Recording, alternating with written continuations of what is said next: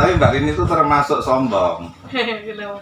Bapaknya manusia bukan? Manusia. Ibunya? Manusia. Tapi Mbak Rini kenapa jadi bidadari?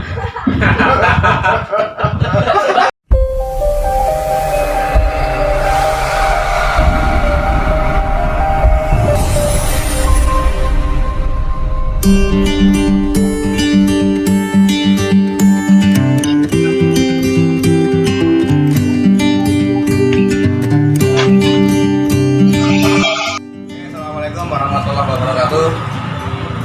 Kita persiapan untuk touring tipis-tipis pemirsa ke kampung Sukomakmur dan juga Bukit Wonoroto ya. Botorono. Ke Bukit Botorono. Nanti akan berempat. Ini saya sekarang sudah sama Pak Rudi. Nanti kita ketemu rekan-rekan di Tempel.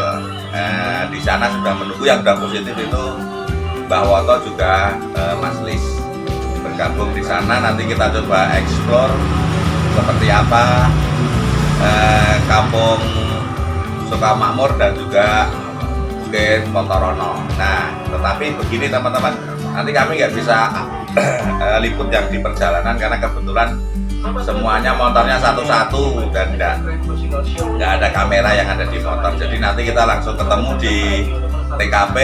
Nampaknya nanti yang pertama ke kampung Sukomakmur dulu, habis itu baru ke Botorono. Gitu, lihat keseruan kami touring tipis-tipis menjelang bulan puasa. Oke pemirsa, ini saya sekarang sudah bergabung dengan Pak Woto. Bocah tua nakal ini. Makin tua makin hebat. Kita baru saja minggu malam Senin itu kita pulang dari Ciaur. 490 kilo. Ya, sekarang mau bergerak lagi menuju ke wilayah Temanggung. Ya kalau ini tipis-tipis, ini cuma deket-deket saja gitu. Saya buatan ini Pak Woto. Oh enggak. Jualnya tinggal bulan saja. Baca dan bulan. Ya, ya. Pondok. Siap gitu. Dan juga ini Mas Lis. Mas Lis. Tujuan kemana Mas Lis ini kok? Kita akan ke Bukit Sayur katanya begitu. Itu sampingnya Nepal Panjava sebelahnya. Jadi masih di kaki Gunung Sumbing. Pernah ke Sumbing? Naik ke Sumbing? Ya, pokoknya di bawahnya nanti kelihatan saja. Pakai kelihatan. Terus setelah itu kita muter lagi ke arah Botorono ya. Itu View-nya yang kita bisa lihat view-nya itu keliling 360 derajat katanya begitu loh. Saya juga belum pernah ke sana, maka mari kita lihat ke sana supaya tidak penasaran ya. Oke, ikuti terus, jangan di skip ya keseruan kami.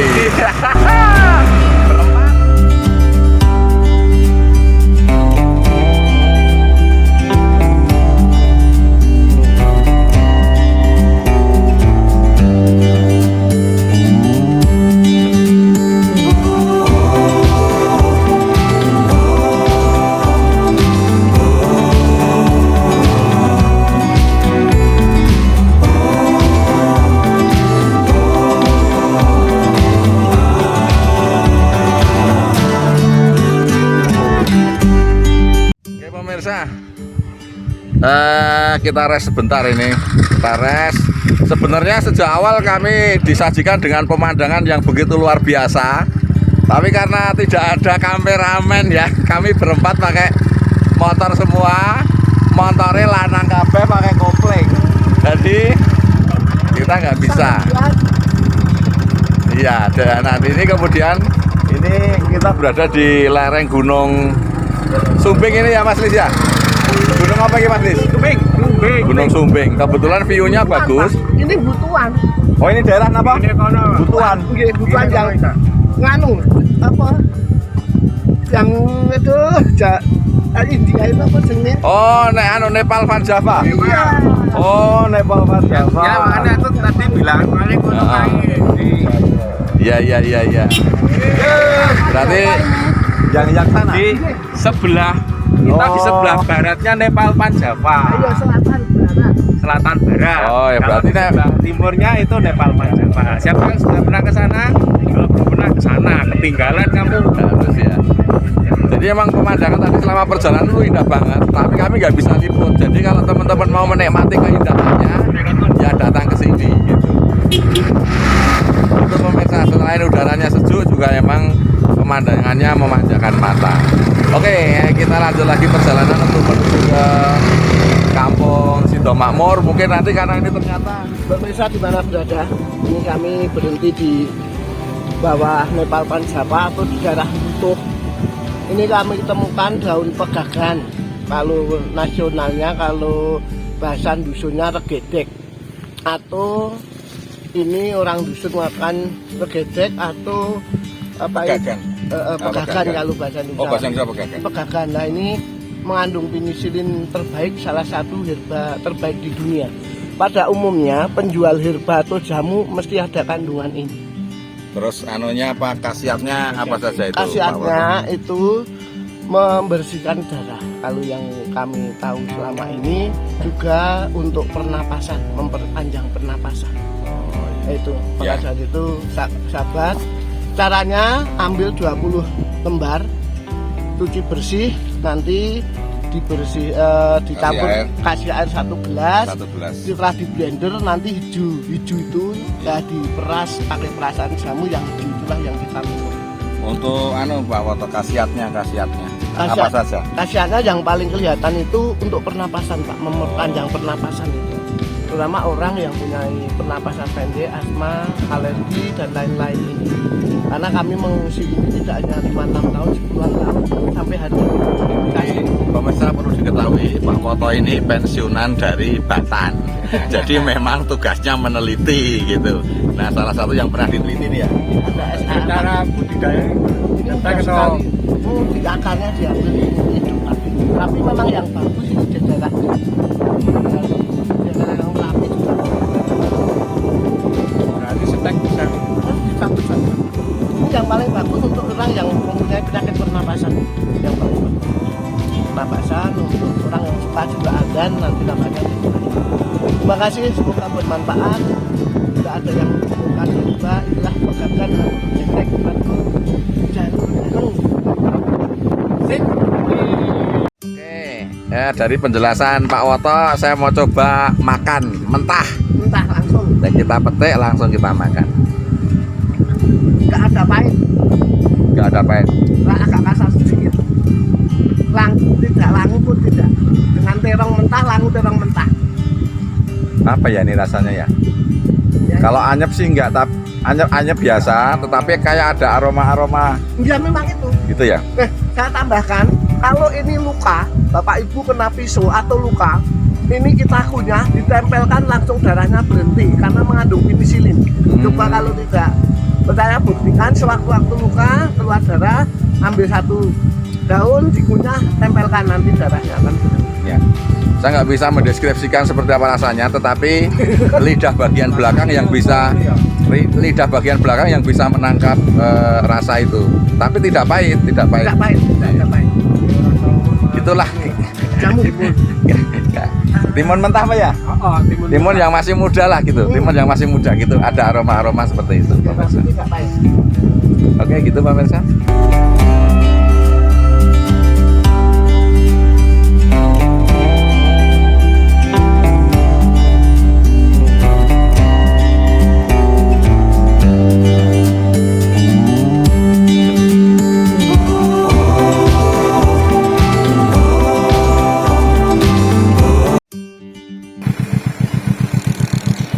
Macet lor dalane. Kita mau ke sana tapi di sana ada pertemuan antara 3 mobil macet, jadi kita menunggu abang-abang nanti dari sana untuk kita bisa. Jalannya berat lor. Udah sempit naik turun gitu. Tapi no problem. Yang penting kita disuguhkan dengan pemandangan yang luar biasa. Ini mau kok diabadikan mantekin ya. Oke pemirsa, sekarang saya sudah sampai di desa apa mas? Desa Sukomakmur. Desa Sukomakmur, Negeri Sayur Desa Sukomakmur. Dan sekarang saya dengan salah satu pemuda di sini. Ini tergabung dalam Pok Darwis ya Mas? Ya. Kelompok sadar wisata Desa Sukomakmur. Saya dengan siapa ini Mas? Dengan Ratmi. Terus Ratmi. No, cowok namanya Ratmi loh. Enggak apa-apa lah. Berarti kalau malam berubah ini. Oke Mas Ratmi ya, Mas Ratmi. Ya. Salah, Pak. Belum saya tanya Mas Ratmi. Jadi yang punya ide untuk membuka desa wisata ini siapa? Mbak Rini. Sekarang Mbak Rini ada nggak Mas? Ada di rumah. Oh di rumah. Waduh, ya. Rumahnya di bawah sana? Di bawah. Oh iya. Terus Mas pengunjung rame pada hari apa? Hari Sabtu sama Minggu.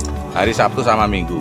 Terus kemudian gini Mas Ratmi, biar nanti teman-teman penasaran apa yang ditawarkan di desa ini Mas, agar biar mereka datang itu apa yang akan kamu berikan kepada mereka, pemandangannya atau gimana? Pemandangan ya, dari sini bisa melihat mana saja? Dari bawah sampai atas. Enggak, itu gunung-gunung itu gunung mana saja itu Mas? Itu gunung apa? Gunung Kidul. Gunung Kidul? Iya. Gunung Kidul Wonosari? Ya, Gunung Kunci, Pak. Oh Gunung Kunci. Gunung Kunci wilayah di masih Temanggung ya? Atau mana? Magelang? Jogja. Oh Jogja? Jogja. Oh ya, jadi berarti dari sini bisa melihat Jogja, bisa melihat Gunung Sumbing, Manajah ya. Maka sering disebut dengan Desa 360 derajat ya, karena bisa memandang seluruh area. Oke, terima kasih Mas Ratmi. Mudah-mudahan nanti bermanfaat. Izin saya upload di YouTube ya. Ya. Oke. Itu pemirsa, saya baru saja datang dan belum explore. Maka sebentar lagi nanti akan saya explore, akan saya coba gambarkan seperti apa sih desa apa namanya Negeri Sayur Sukomakmur itu seperti apa. Nah, biar nanti teman-teman punya apa namanya pandangan yang luas gitu. Cuma memang nggak akan indah kalau cuma lihat videonya ya Mas Lia. Iya. Jadi Besok kalau ke sini, ini kan tanaman ini loncang banyak kan. Besok bawa telur 2 kilo, wajan sama ini apa kompor. Nanti berapa? Kamu mau bikin telur di sini loncang banyak banget. Gitu ya. Oke. Ke sini saja bawa Oke. telur ya, jangan lupa. siap. Gitu, jadi pemirsa di sini ada gazebo, kemudian ada yang jual, kemudian ada spot foto di sana juga berupa menara itu di sana. Jadi teman-teman, saya yang masih di bawah saja pemandangannya udah sangat keren, apalagi kalau nanti saya sudah naik. Dan nanti tadi mendapat info dari teman-teman Pok Darwis dari desa ini bahwa kita masih bisa naik ke atas. Di atas ada apa Mas? Puncak Batu Susu. Nah ini puncak Batu Susu. Kalau nggak pakai batu kan nggak enak. Cuma puncak susu gitu kan kayak porno-porno gimana gitu ya. Di puncak Batu Susu. Nanti kita akan coba ke sana. Gitu pemirsa. Terus ikuti, jangan di skip. Oke, assalamualaikum warahmatullahi wabarakatuh. Pemirsa, saya saat ini berada di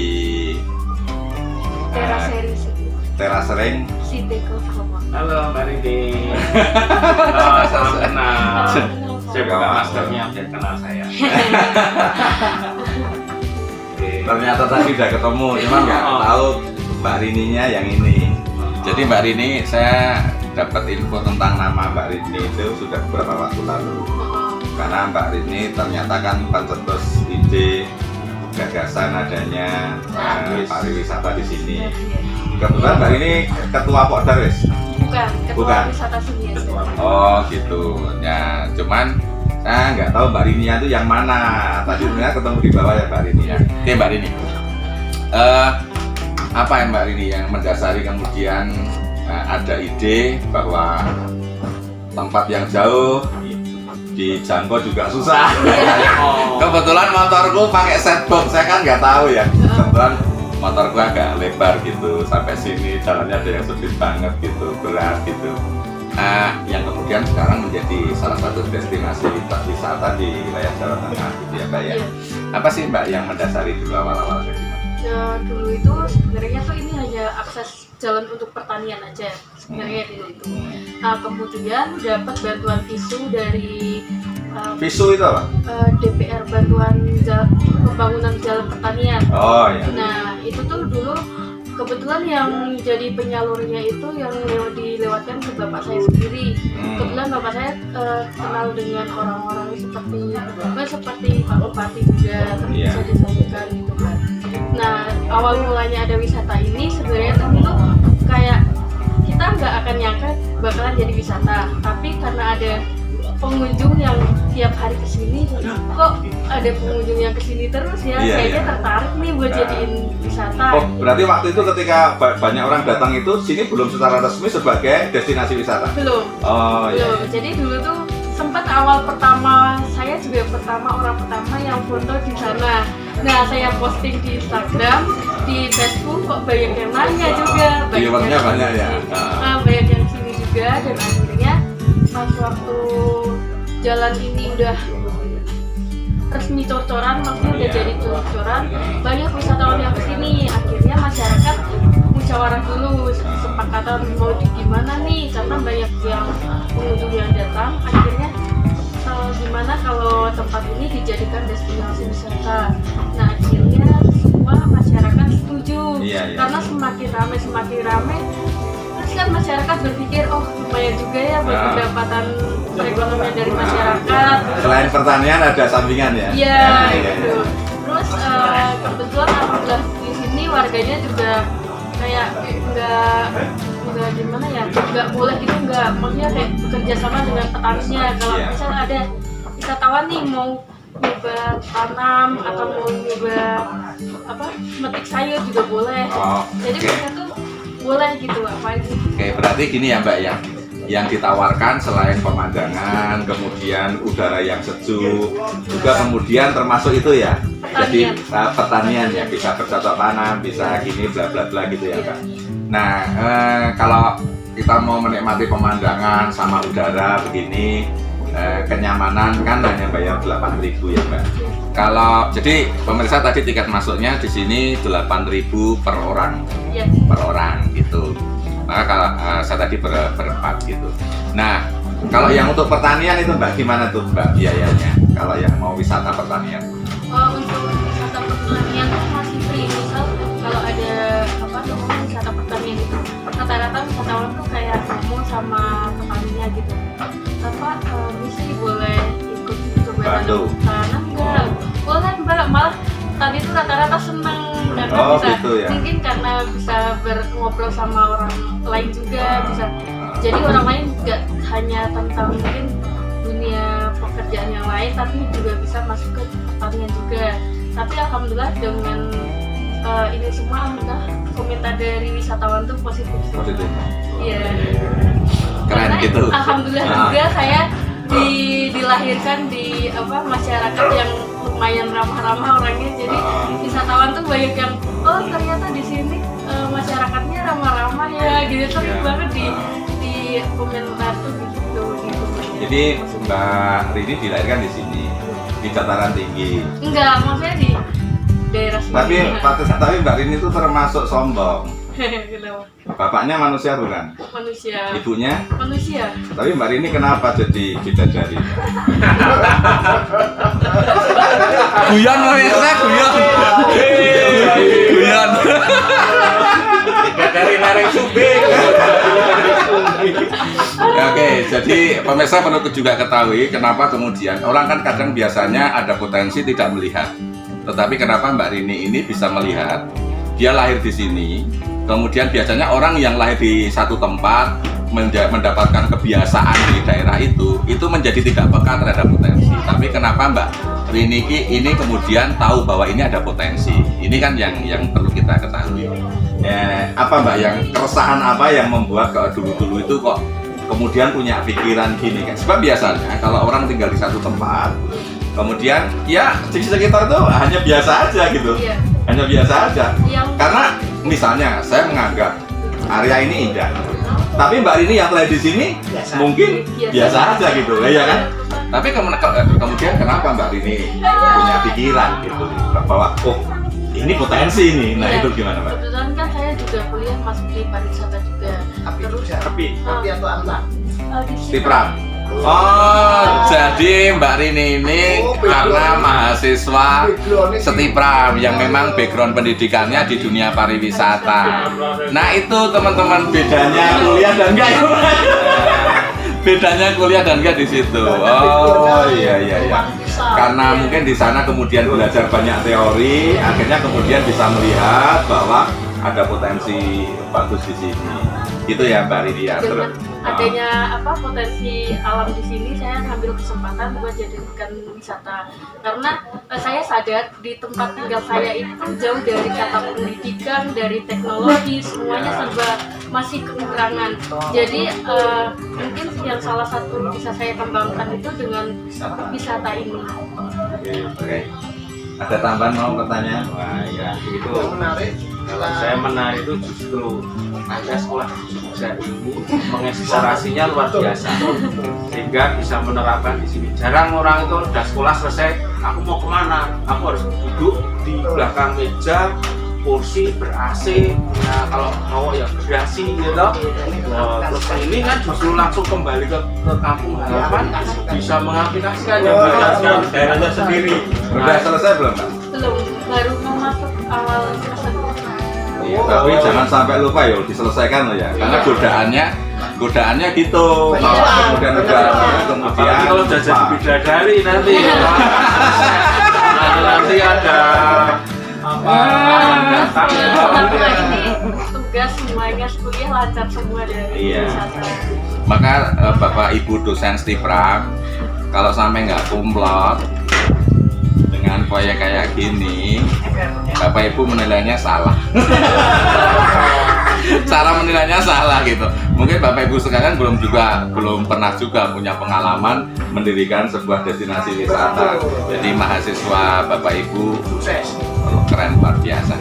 Intinya apa yang bisa disampaikan kepada Bapak Ibu? Apa ya? Kepada Bapak Ibu dosen, terutama Bapak Suhendro, terima kasih telah membimbing saya selama di kampus Sekolah Tinggi Pariwisata, dan terima kasih selalu memberikan yang terbaik, dan alhamdulillah dosen-dosennya baik semua dan selalu memberikan nilai yang terbaik juga untuk semua mahasiswanya. Oke, Pak Suhendra ya? Iya, Ya, kenapa kok Pak Suhendra? karena beliau salah satu Gantengnya kayak saya. Nah lagi bully. Oke gitu, itu salah satu suara hati dari mahasiswa di sana, khusus Pak Suhendro. Berarti setiap saat tanpa sengaja ini akan mendoakan ya, karena ucapan terima kasih itu kan sebetulnya kan doa gitu, barokah gitu. Iya.